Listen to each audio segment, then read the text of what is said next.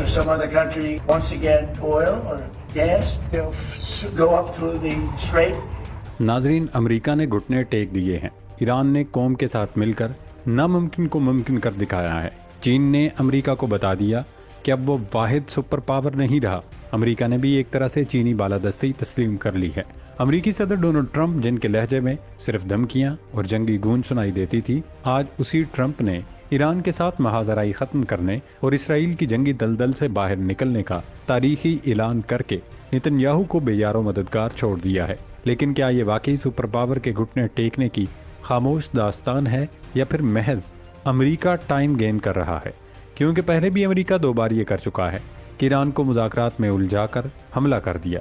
सदर ट्रंप के ईरान जंग से निकलने के बयान ने जहां आलमी स्टॉक मार्केटों में जान डाल दी है और तेल की कीमतों को ज़मीन पर ला पटका है, वहीं एक बड़ा सवालिया निशान अब भी बरकरार है।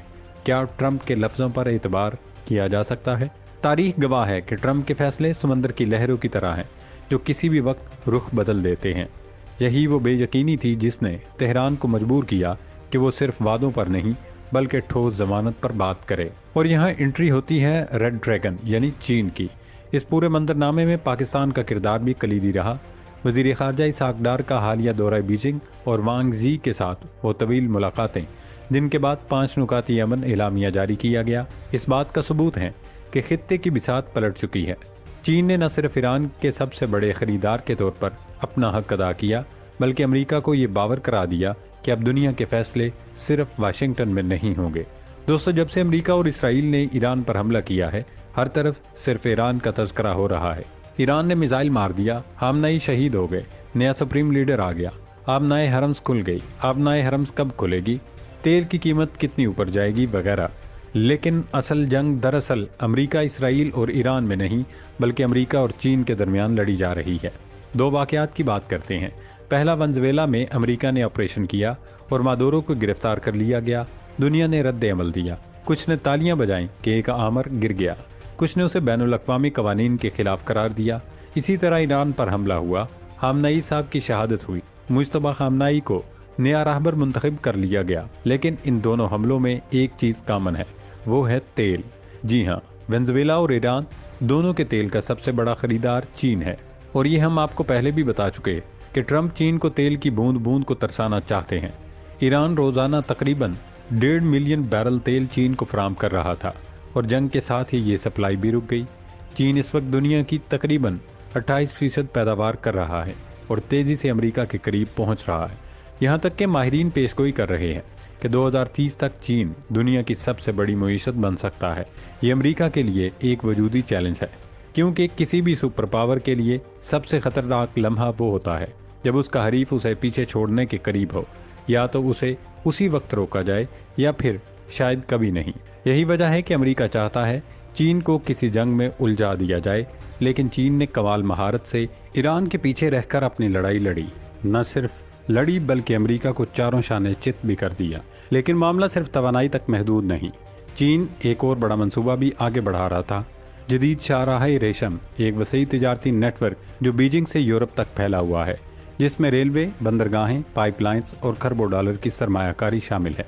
इसका मकसद साफ है, जो यूरोप के साथ तिजारत को कंट्रोल करेगा वो आलमी मईशत पर असरअंदाज होगा। और यूरोप आहिस्ता आहिस्ता चीन की तरफ झुक रहा था।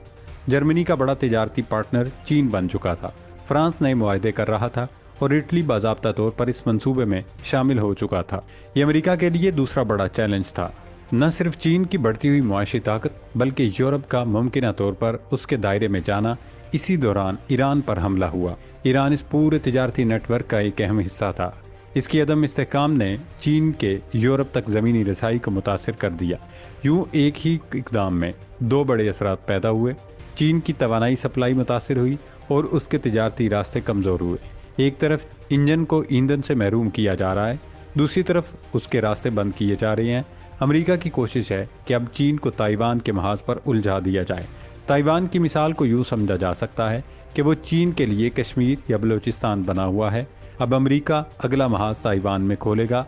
देखना होगा कि चीनी क़यादत इस मसले से कैसे निपटेगी। नाजरीन, अब दूसरे सिनेरियो की बात कर लेते हैं।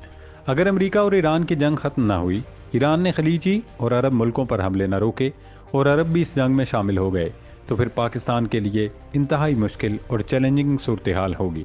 जंग का दायरा फैल गया तो पाकिस्तान के लिए गैर जानिबदार रहना शायद मुमकिन न रहे। ऐसे में असल सवाल ये नहीं होगा कि हम किसके करीब हैं, बल्कि ये होगा कि हम किसके बगैर ज़िंदा रह सकते हैं। आज पाकिस्तान की पॉलिसी ये है कि वो इस जंग में गैर जानिबदार रहे। पाकिस्तानी अवाम और हुकूमत दोनों चाहते हैं कि ईरान में रजीम चेंज ना आए, ईरान को सरेंडर ना करना पड़े, दूसरे लफ्ज़ों में ईरानी हुकूमत गिर न पड़े। मगर आलमी सियासत में पाकिस्तान जैसे मुल्कों के सामने बाज़ ऐसे लम्हे, ऐसे मरहले आते हैं जब उनके पास इंतखाब की आज़ादी या अय्याशी नहीं रहती। तब उनके लिए सिर्फ अपनी बका का सवाल अहम हो जाता है। शायद चंद दिनों में पाकिस्तान को एक बड़ा और मुश्किल फ़ैसला करना पड़ सकता है। ईरान या सऊदी अरब में से किसी एक को चुनना पड़ सकता है। तब पाकिस्तान क्या करेगा, ये $1 मिलियन सवाल है। पाकिस्तान को फैसला करने से पहले कुछ चीज़ें जहन में रखना होगी। पाकिस्तान में हाँ कोई भी हुकूमत हो, वो अपनी मईशत के तकाजे नज़रअंदाज नहीं कर सकती। पाकिस्तानी मईशत की सूरत हाल ये है कि अगर आज सऊदी अरब, अमारात और चीन से लिए गए कर्जे रोल ओवर ना हो तो पाकिस्तान 1 महीने में डिफ़ॉल्ट हो जाए। हमारे पास ज़र मुबादला के ज़खायर ही ख़त्म हो जाएंगे। इससे भी बढ़कर ये कि अगर सऊदी अरब अपना कर्ज वापस मांग ले तब भी 2 से 3 हफ्ते में पाकिस्तान डिफ़ॉल्ट हो जाएगा। याद रहे कि IMF से कर्जा भी तब मिलता है जब ये दोस्त ममालिक पाकिस्तान को अपना दिया गया कर्ज रोल ओवर करने या उसे पेंडिंग करने की यकीन दहानी कराते हैं। पाकिस्तान के लिए दूसरा बड़ा मसला एनर्जी है, यानी मुल्क की ज़रूरत के मुताबिक लिया गया तेल, गैस वगैरह। पाकिस्तान अपनी ज़रूरत का 80 से 85% तेल दरामद करता है। इस लिहाज से हर साल तकरीबन 16 से 18 अरब डॉलर का तेल दरामद किया जाता है। याद रहे कि तेल की कीमत में $10 का इजाफा इस इम्पोर्ट बिल में 1.5-2 अरब डॉलर का इजाफा कर देता है। आजकल रेट ज़्यादा हैं तो पाकिस्तान 20 अरब डॉलर सालाना के लगभग तेल इंपोर्ट करेगा। ये तेल हमें सऊदी अरब देता है और ज़्यादातर ये डेफर पेमेंट पर, यानी बाद में आसानी से अदा होने वाली अदायगी पर फराम करता है। पाकिस्तान ईरान से तेल इसलिए नहीं ले सकता कि एक तो कई किस्म की आलमी पाबंदियाँ आयद हैं, जबकि ईरानी आयल सऊदी आयल की तरह अच्छी क्वालिटी का नहीं। कोयटा में ईरानी पेट्रोल इस्तेमाल करने वाले ये बात जानते हैं। ईरानी तेल की सफाई के लिए अलग किस्म की रिफाइनरीज बनाना पड़ती हैं, जिन पर अलग से अरबों डॉलर का खर्च आता है। भारत तो ये रिफाइनरीज बना चुका है, इसलिए वो ईरानी रूसी तेल लेना अफोर्ड कर सकता है, पाकिस्तान नहीं। पाकिस्तान ने रूसी तेल भी लेकर देखा था, तब भी यही मसला आया और उससे सिर्फ हम फर्नेस ऑयल ही बना पाए थे, जो बिजली बनाने के काम आता है। ट्रांसपोर्ट वगैरह में वो इस्तेमाल नहीं हुआ। पाकिस्तान के लिए तीसरा बड़ा मसला ओवरसीज़ पाकिस्तानी है। तकरीबन 25 से 30 लाख पाकिस्तानी सऊदी अरब में रोज़गार से वाबस्ता हैं, जबकि मुत्तहिदा अरब अमारात में तकरीबन 15 से 20 लाख पाकिस्तानी काम कर रहे हैं। यानी सिर्फ इन दोनों ममालिक में 50 लाख के लगभग पाकिस्तानी काम कर रहे हैं। कुवैत, कतर, बहरीन, ओमान वगैरह को शामिल कर लें तो ये तादाद 60 लाख तक पहुंच जाती है। यूँ समझ लें कि सीधी सादी 5 करोड़ पाकिस्तानी आबादी को इन ओवरसीज़ पाकिस्तानियों ने संभाला हुआ है। पाकिस्तानी हुकूमत और अवाम के लिए चौथा और अहम तरीन मसला हरमैन शरीफैन का तहफ़्फ़ुज़ है। पाकिस्तान की सऊदी अरब से हमेशा की कमिटमेंट है कि पाकिस्तानी फ़ौज और पाकिस्तान हरमैन शरीफैन का हमेशा तहफ़्फ़ुज़ करेगा, सऊदी सरजमीन का भी तहफ़्फ़ुज़ करेगा।